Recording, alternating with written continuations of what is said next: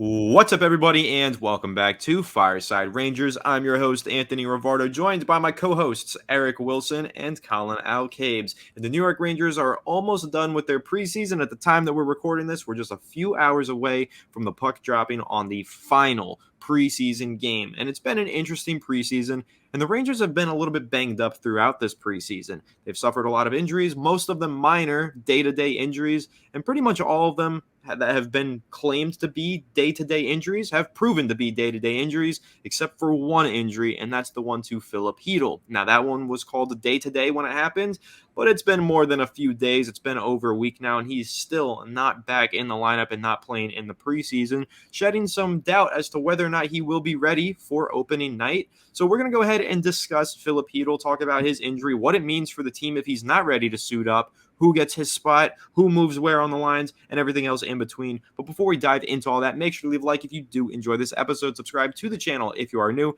Ring the bell so you don't miss an episode, and comment your thoughts on the topic down below in the comment section. And go ahead and follow us on all of our social media channels at Fireside Rangers, pumping out a lot of new, fresh content to the social media channels, prioritizing social media for all of you going forward. So please go ahead and follow us on our socials at Fireside Rangers. But without further ado, Eric, how are you doing today, my friend? And what are your thoughts on Filip Chytil's injury recovery? Doing pretty good, Anthony. Thank you for asking. And I'm hopeful about Chytil. Peter Laviolette has said that Chytil is expected to play 1 week from today on opening night, but it is a little concerning that we're not going to get to see him play at all in the preseason. He was labeled as day-to-day, like you mentioned. It's been over a week now. And all the other guys who were injured, like Othman, Panarin, Zibanejad, they came back after like 1 or 2 days. So to see Chytil out this long, it's a little upsetting. And hopefully, despite not getting to go to training camp in preseason, he can somehow find a way to hit the ground running. Yeah, and Colin, what are your thoughts on that? Do you think that the lack of preseason playing time is something that's going to affect Filip Chytil, or do you think that, if he's ready to go on opening night, he's ready to go and he'll be okay? It's a little bit concerning. I think if you look back at his previous seasons, he's played in the preseason games, and he's played very well, and that has led to strong starts out the gate where he hits the ground not only running but sprinting. Like he's started off incredibly hot when he's had those warm-up games. So it's a little bit of a concern, but hopefully he'll be able to just, business as usual, jump into the lineup and contribute like he did last season and maybe even a little bit more. That's the hope. And Eric, I know that you wrote about Filip Chytil's injury on EmpireSportsMedia.com. So can you share some insight on what exactly the injury is and how it might affect them? Well, see, that's the craziest thing is there's really not much information on what the injury is. He was labeled with an upper body injury, which for those who don't know, like all the minor details of how hockey works, it's like the most like obscure way to define anything. It just can be any injury from the waist up. He could have had like a bruised rib. He could have had like a fractured arm, or he could be concussed. Like no one knows. So it's like a day-to-day label. It's nice. But what I'm nervous about is kind of a similar situation like we saw with Lindgren last season, where he was labeled as day-to-day, just said he was bruised up during practice. And then next thing you know, he misses like a quarter of the season. And, that's like there's rumors and talk that that's part of what potentially led to the firing of medical trainer Jim Ramsey, who was with the Rangers for a long time. But there's a new medical staff. Hopefully this injury is labeled accurately, because if it's not, and Chytil is going to be out long-term, it could really cause the Rangers some significant pain on the ice right there. Yeah, and just to add a further update to Filip Chytil's situation, according to Molly Walker of the New York Post, Colin, Filip Chytil was skating by himself on the morning of October 2nd, so just 3 days ago. We haven't really gotten much of an update on him since then, but on that morning, Peter Laviolette was asked, will he be starting on opening night, or is there any concern that he misses opening night? Peter Laviolette said, I hope not. So he didn't say no, he should play. He said he hopes that he's able to play, which I think adds a little bit more mysticism to the situation and puts a little bit more of a cloud over the whole thing. So I'm curious to know your thoughts on that. How encouraged are you by this update of Peter Laviolette saying he hopes that he doesn't miss the game, and I guess the fact that he was skating by himself 3 days ago? I think everything that's going on is simply precautionary. I think that he will be fine come opening day. I think that everybody knows that, but you kind of got to keep it hush-hush and go with the day by day. I think they made a decision once he was a little banged up to keep him out of the whole preseason to risk further injury. My only concern going forward is this going to be something that lingers on as the season carries on, or is it something that he shakes off fully and is able to come in 100% and give his all night in and night out? So that is something that I'm going to keep an eye on as the season progresses for sure. Yeah, and so Eric, you talked a little bit about how this injury to Chytil could have like major ramifications on the rest of the Rangers lineup. And again, I know you wrote about this the other day, so I want you to share some insight. How does this change the lines? Because we know that Chytil centering, whether that be the second or the third line, there's been some discussion between us on this podcast even about maybe Trocheck drops to the third to give Chytil some top 6 minutes. But really, with Chytil, if Chytil isn't in the lineup or he's not at full strength, definitely if he's not full strength, I don't think you can, risk taking any minutes away from Trocheck just to give Chytil top 6 minutes. But outside of that, how do you think that this affects the lines if Chytil maybe can't suit up or if he's just not at 100%? I mean, even though it's just one player, I think whether Chytil's there or not, it completely changes a lot more aspects about the roster than people might assume. Where, one of the main storylines throughout the offseason was, could Chytil possibly take over as the second line center and demote Trocheck down to the third? I think if that were to happen, Chytil would have need to put on a great show during preseason, and he hasn't done that yet. So I would think it's all but confirmed that Trocheck will start as the second line center, at least at the beginning of the season. And then right now, throughout pretty much all of preseason and training camp, yes, is Laviolette working with experimental lines, figuring out what works, what doesn't? Yes. But one of the common factors we've seen is the center position, where it goes to Zibanejad at 1, Trocheck at 2, then Gaudreau at 3. Now, when Chytil comes back from injury, Gaudreau is going to get booted off of that spot right there. Now, Gaudreau is one of those players who can really play in all 3 offensive positions. So is there a chance for him to stay on the third line as a winger? Yeah, but then who's going to go down to the fourth?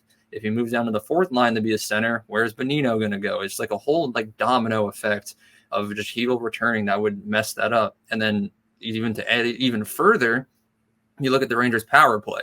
The second power play unit that they've been working with since starting to practice it just a couple days ago consists of 2 defensemen, which is very rare in the NHL, and 3 offensive players, who none of which are natural centers. So you have to assume at some point when Chytil returns, he's going to be the man to be the center on the second power play, with both Zibanejad and Trocheck on the first. So then it asks the question, who's getting off the second power play? Probably one of the defensemen, but who knows? Yeah, and Colin, I'm curious to hear your thoughts on that Eric just brought up in terms of how this might affect the power play. I mean, really, I'd like to hear your thoughts on how it affects the whole lineup, as Eric just gave his opinion on that. But the power play in particular, because special teams is an area of, I would say, inconsistency for the New York Rangers. At times, the star power really shines on the power play units, and they're able to produce some goals. I mean, you could argue that almost all their goals came from there. Their 5v5 play was terrible last season. But I still think that the power play was inconsistent last year. I think there were some games where they really just didn't look as strong as they should have. So when you're thinking about Filip Chytil potentially not being on that power play, and like Eric said, having an extra defenseman on there, I would assume that would cause a little bit of a lack of productivity from that unit. So I'm curious to hear your thoughts on that.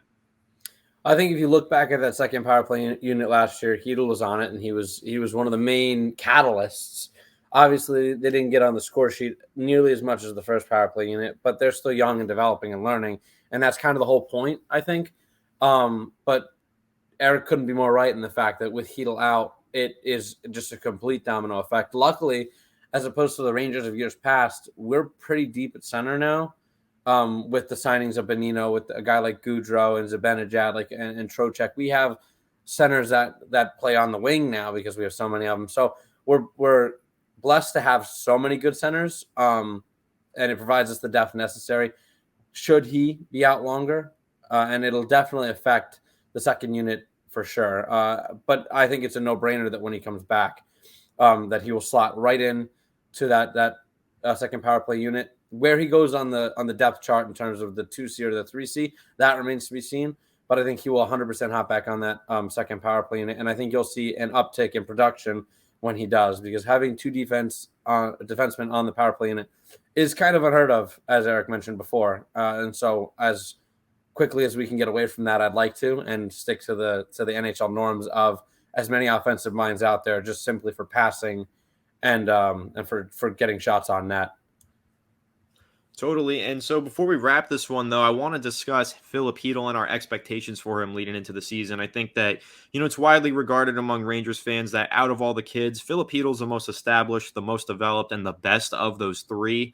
So going into the season, I think there's pretty high expectations for Filip Chytil. And I'm wondering how this injury is going to affect those expectations. Will it hold him back, prevent him from reaching, his full potential this upcoming year? Because like you were mentioning earlier, Eric, this is a guy who, yes, has been trapped down on that third line. The other kids look like they're ascending up into the top six. Chytil looks like he could be the kid left behind, even though he's the best kid remaining.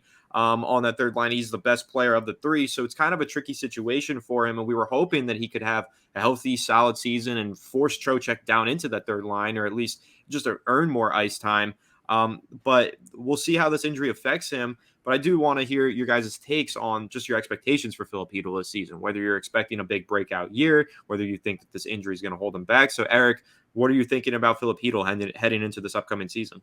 Yeah, I mean, Chytil's coming off of a breakout year as well. Last season he had 22 goals, 23 assists for 45 points in only 74 games. So he didn't even get to play the full season. I think if he had a good extra, 8 games, he could have put up another 5 points right there and hit 50 for the first time in his career. So I'm hopeful that this injury is nothing to be worried about. It would have been nice to see him get to warm up and practice throughout preseason, but he could just being held out for precautionary reasons. Like you mentioned, he was seen skating by himself, and there's still a week left to go. So hopefully this injury will have no effect on his regular season. I think he's going to keep improving, further breakout, and finally hit that 50-point mark. And if he really just excels, even with the top 6 role, maybe 60, might be crazy for that, but I think it's possible. Even if he does start the season with some minor side effects just from the recovery of this injury, it might hold him back a little bit, but I still think just based on his potential and who he's projected to be playing with, I think we'll see a new career high no matter what. It's just the injury might just cause it to not be at 100% increase.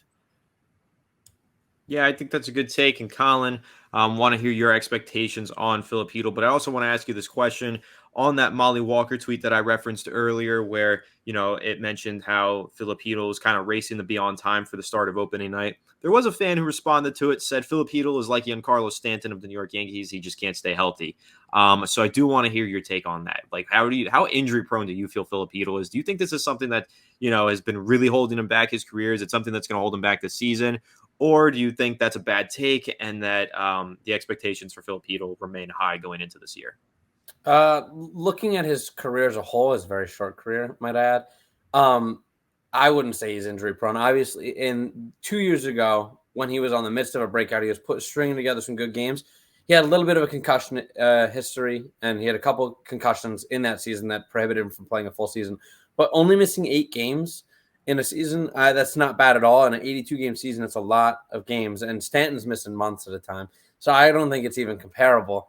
I think that the only thing stopping Chytil from breaking out into the player that we all know he can be is a little bit more consistency. And I think missing 8 games definitely does play a part in that. I think that this next year will go one of two ways, and obviously it's the two extremes. He will play and either have a little bit of not a sophomore slump, but a slump coming off of this minor breakout, or he will take it and run with it and absolutely blow up. And I think he could put up 55 points. I'm hopeful for all the kids going into the season, and I think of the three, I'm probably the most excited about Chytil. And I think that he will garner more playing time, especially with Laviolette tending to like more defensive-minded forwards. I think Trocheck kind of struggles a little bit in his own zone sometimes, and I think Chytil excels in all facets of his game, and he's younger. So I think the sky's the limit for Chytil. I think the upside is way higher when it comes to a guy like him. And I'm not trying to bash Trocheck in any way. He's great, and he's also a little bit better on the dot. But I think that Chytil his only blocker is health at this point. I think if he can stay healthy and continue to put up points, I think he will do just fine this year.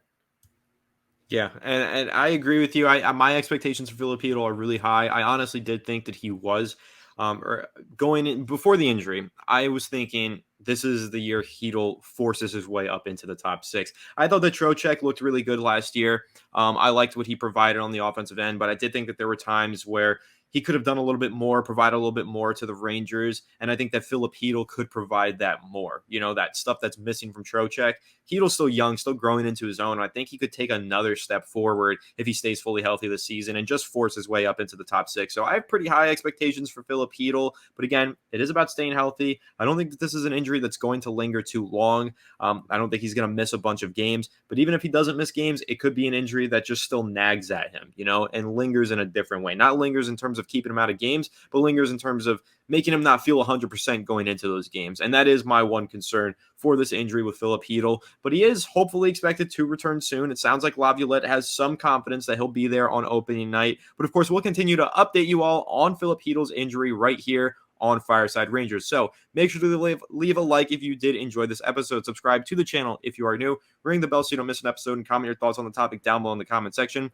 And make sure to go ahead and follow us on all of our social media channels at Fireside Rangers. As I said, new content there, bringing with you guys a bunch of New York Rangers content on Instagram and on X/Twitter at Fireside Rangers. Make sure to go give us a follow. But without further ado, we will catch you all in the next one. Have a good one, and let's go Rangers.